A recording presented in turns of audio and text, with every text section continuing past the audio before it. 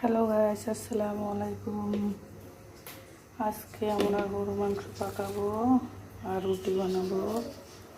এখানে পেঁয়াজ, তেজপাতা, দারচিনি, ঠেঙ্গা, এলাচ সব দিয়ে দিয়েছি একসাথে। এখানে আমার বাবাটা উঠে গেছে সকালবেলা ঘুম থেকে।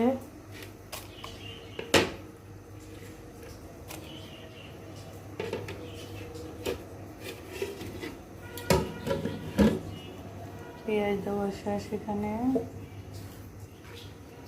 এখন এখানে রসুন বাটা দিয়ে দিব। এখানে রসুন বাটা দিয়ে দিছি।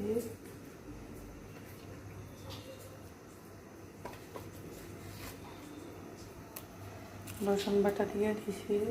এখন এখানে জিরা বাটা আর আদা বাটা দিয়ে দিব। একসাথে আমি মিক্স করে ব্লেন্ডার করে নিয়েছি। এখানে জিরা আদা সব কিছু